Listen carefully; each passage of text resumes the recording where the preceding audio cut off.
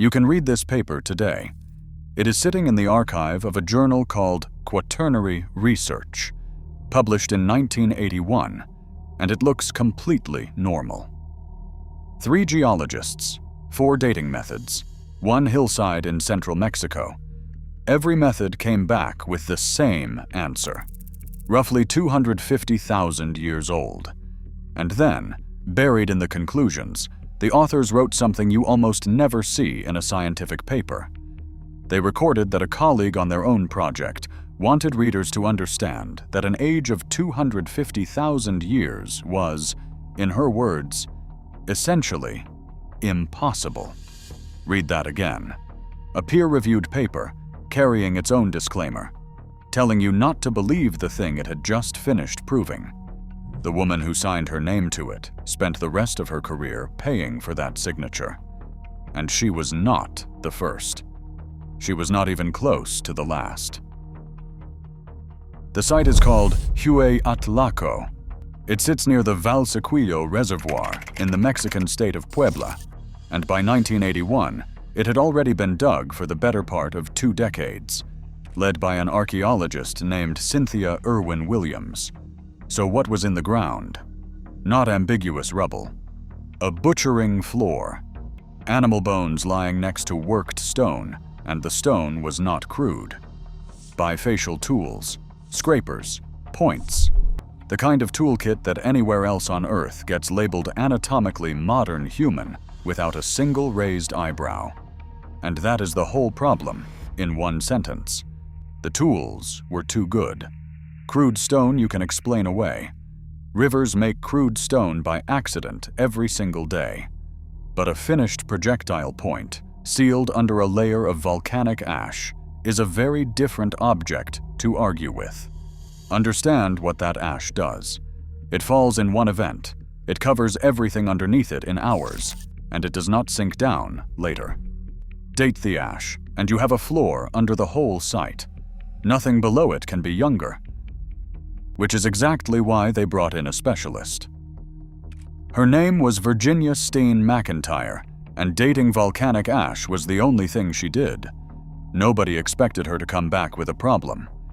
Here is what her team actually ran. And pay attention, because the standard way to kill an old date is to say the technique was junk. Fission track dating on zircon crystals. Uranium-thorium dating on bone. Mineral weathering analysis. Tetrahydration, which measures how much water volcanic glass has soaked up since the day it fell. 4 techniques.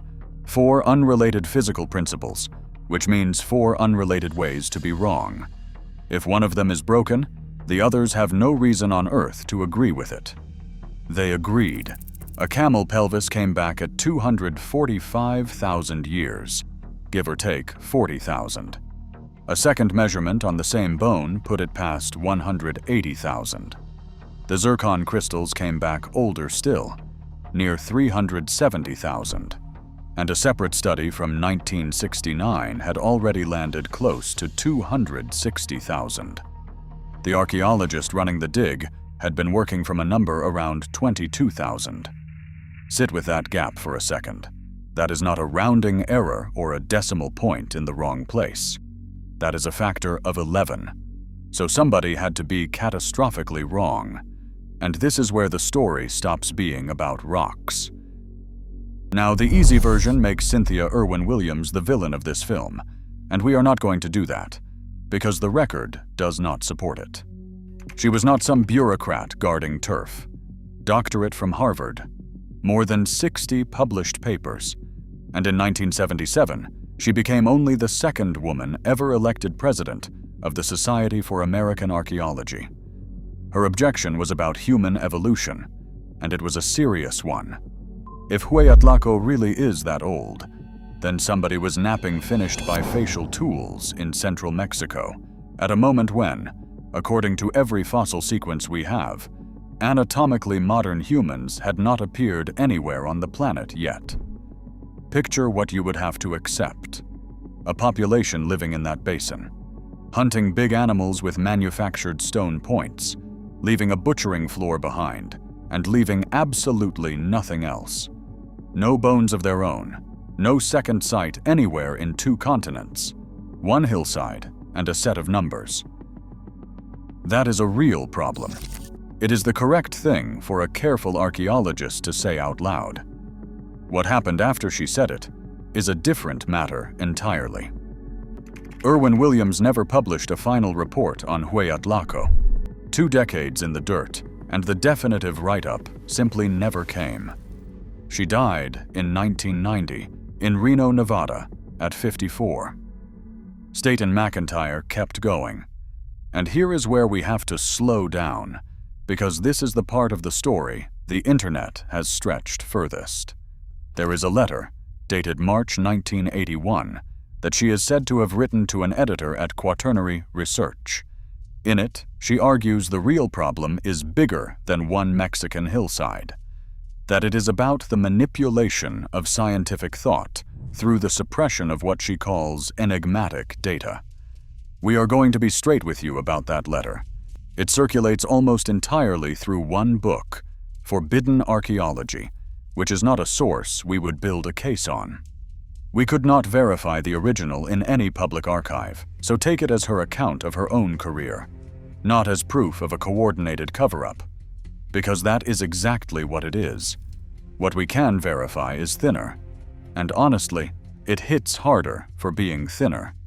Doctorate from the University of Idaho, associated with the United States Geological Survey, and 30 years later, still publishing on Hueyatlaco, still arguing the site might be older than 250,000 years. Nobody ever proved her wrong. They just stopped answering. So how does a site actually die in this field? It takes 1 word. August 1973. A geoarchaeologist named Vance Haynes publishes a paper in the journal Science, and the title is a question. The Calico site. Artifacts or geofacts? A geofact is a stone that looks like a tool, but was shaped by nature. Rolling water, wind, pressure inside sediment, 1 rock smashing into another in a landslide. All of it can knock flakes off stone and leave you holding something that looks worked. This is real. It is a genuine hazard, and any competent archaeologist has to rule it out. Nobody here is going to tell you the concept was invented to silence people, because it was not. But watch what that word does inside an argument. Because the logic is rigged, and not in a subtle way. To prove a stone is a tool, you have to demonstrate intent. Somebody meant to hit it, and intent does not fossilize.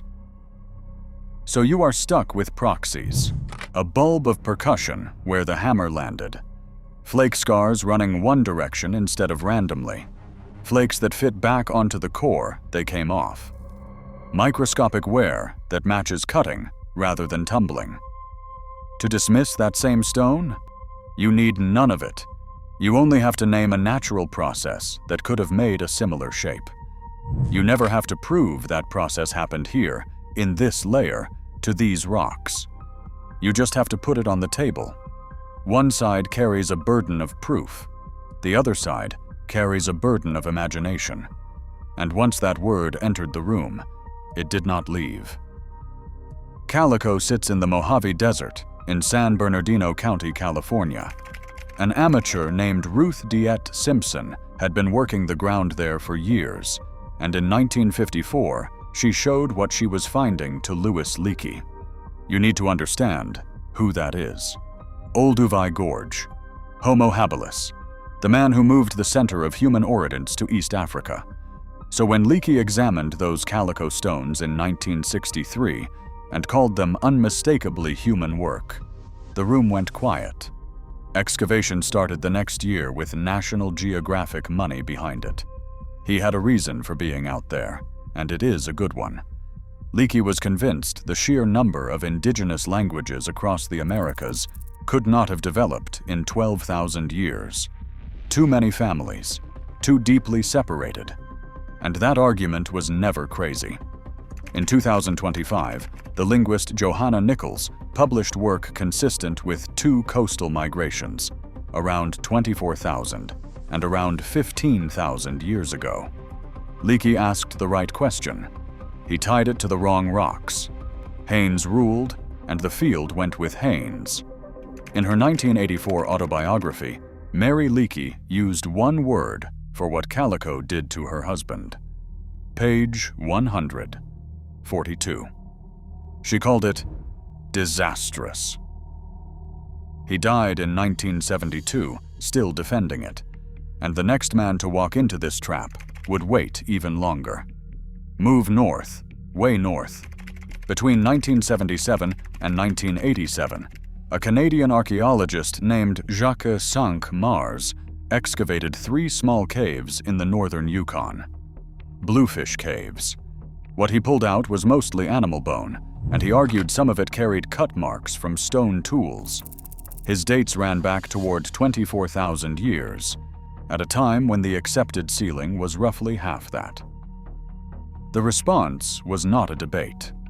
It was a shrug that lasted 3 decades, and some of the criticism was fair. Bluefish has no living floor, no hearth, no habitation layer, just bone and cave sediment, in a place where wolves also dragged carcasses in and chewed on them. Telling a stone cut mark from a tooth score on weathered bone is genuinely hard, and getting it wrong is easy. So the skepticism had a foundation. It was not invented to bury him, but the treatment went well past skepticism. His funding thinned out, the invitations stopped coming, and the bones went into storage where they sat for 30 years. Then somebody went and looked at them again. In 2017, a doctoral researcher named Lauriane Bourgeon reopened the Bluefish collection. She did not dig anything new. She worked through the exact same bones everybody else had walked past. Roughly 36,000 fragments. 15 of them carried cut marks her team judged unambiguous, made by a stone edge and not a tooth. 6 pieces went to the Oxford Radiocarbon Accelerator Unit. The oldest was a horse jaw, marked in a way consistent with somebody cutting out the tongue. It calibrated to roughly 24,000 years. Cinq-Mars had been right the whole time. He died in Montreal in November 2021 at 79 years old. He got 4 years of being right in public. 4. Which brings us to the loudest claim of all, and the one that is still sitting there, unresolved. November 1992. A road crew is cutting a slope for State Route 54 in San Diego. A paleontologist named Richard Cerruti is monitoring the work, and he sees bone in the cut. What comes out of that hillside is a mastodon, and the bones are wrong. Femurs broken in a spiral pattern, the way fresh bone shatters under a hammer, not the way dry bone snaps. 2 femoral heads set down side by side, a tusk standing straight up in the sediment, and 5 heavy stones scattered through the deposit in 2 separate clusters, with flakes that fit back onto the cobbles they came from. Then all of it went into a museum drawer, and stayed there for more than 20 years. Not because anyone hid it, because radiocarbon dating failed. There was too little collagen left in the bone to measure, which by itself tells you are past the working range of the method. They knew it was old. They could not say how old, and they refused to publish a number they could not defend. April 2017. Nature publishes the result: uranium-thorium dating, 130,700 years, plus or minus 9,400. The response was immediate, and it was brutal. A rebuttal in Nature argued the damage was geological, construction equipment, sediment pressure. A second piece, signed by 5 senior archaeologists, fell back on the oldest rule in the discipline. Extraordinary claims require extraordinary evidence, and a broken bone lying next to a rock is not extraordinary evidence. But here is the line nobody quotes. Thomas Demir, the curator who co-authored that Nature paper, said this about his own work: "One site does not a new paradigm make." That is the lead author. He was not claiming the textbooks were finished. And since 2018, nothing. No new study supports the date. Nobody has killed it either. San Diego is not suppressed. It is stalled, which is a different thing, and a lonelier one.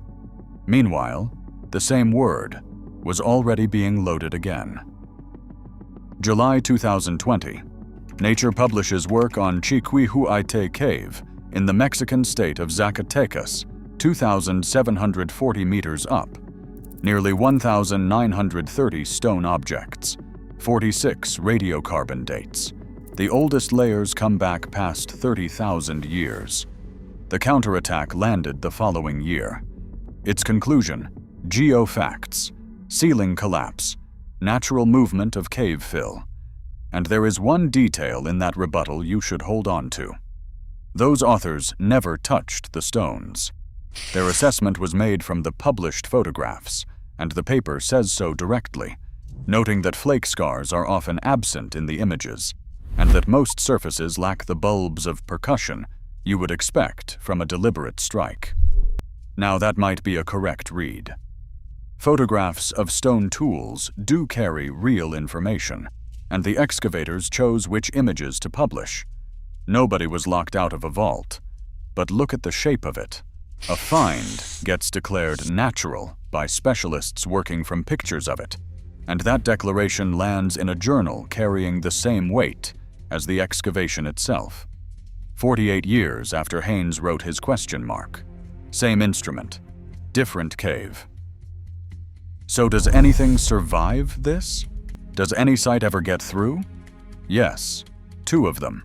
And how they did it is the most useful thing in this entire story. Cooper's Ferry sits above the Salmon River in western Idaho, on land the Nez Perce know as the ancient village of Naipehe.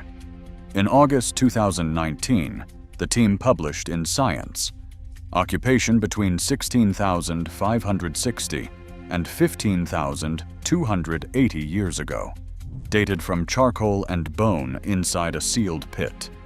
And that range detonates something. The ice-free corridor through the glaciers did not open until roughly 14,800 years ago. There were people above that river before the inland road into the continent existed, which leaves exactly one way in. They came down the coast, by water.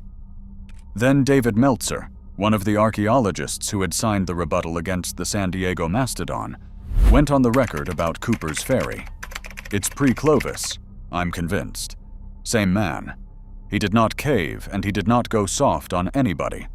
He looked at clean, stratified evidence and said so in public. And then came the site that ended the argument. September 2021. Fossilized human footprints in New Mexico. White sands. 61 prints, dug from 8 separate layers, dated by seeds of a water plant sitting above and below them. The range came back at 21,000 to 23,000 years. The objection arrived fast, and it was a good one. Water plants pull carbon from water that can hold ancient dissolved carbonate, which makes their dates read too old. And the man who published that argument, Vance Haynes, still working, still holding the same instrument. Under every other story in this video, that is the end.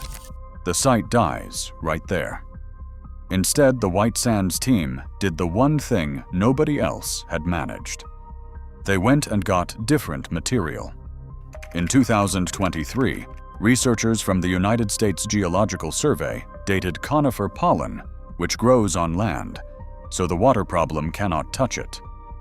Then they ran optically stimulated luminescence on quartz grains from the sediment holding the prints, a method that does not use carbon at all. Both came back statistically indistinguishable from the seeds. June 2025. A third study dates Lake Mud from the ancient basin. 26 new dates, run at 2 separate laboratories. Total on the table now. 55 radiocarbon dates across 3 completely different materials: seeds, pollen, and mud. Notice what actually changed, because it was not the politics, and it was not the personalities. Haynes came after White Sands with the exact same weapon he used on Calico, and this time the site answered him with new physical evidence instead of an argument. And there is one last thing about a footprint, which is the real reason it broke through where 5 other sites did not. Nobody can call it a geofact. Water does not make an arch. Sediment pressure does not press toes. So what are we actually left with? 6 sites, 5 careers. Staten McIntyre, whose number has never been overturned and never been engaged. Louis Leakey, who followed a good question to bad rocks and lost his reputation for it. Jacques Cinq-Mars, vindicated 4 years before he died. Cynthia Irwin-Williams, probably right on the science, who never finished her report. But we owe you the thing this video is not. We could not find a single document proving that anyone actively suppressed a date. Not one. Every claim of suppression in this story traces back to the researcher it happened to, and the strongest of those claims survives only inside a book we would not cite for anything else. What the record shows is a discipline with an enormously high bar for extraordinary claims, a hazard called the geofact that is scientifically real, and a habit of using that hazard to end conversations instead of opening them. Nobody is forbidden from confirming Hueyatlaco. It is simply that everybody who tried stopped getting invited. That is quieter than a cover-up. We think it is worse. A cover-up can be exposed. A habit just keeps going. Those footprints at White Sands are the one place this story actually lands, and we spent an entire video down there walking through how the dating survived every attack. It is linked below this one. And if you think we went too easy on Irwin-Williams or too hard on Haynes, the comments are open, and we read them.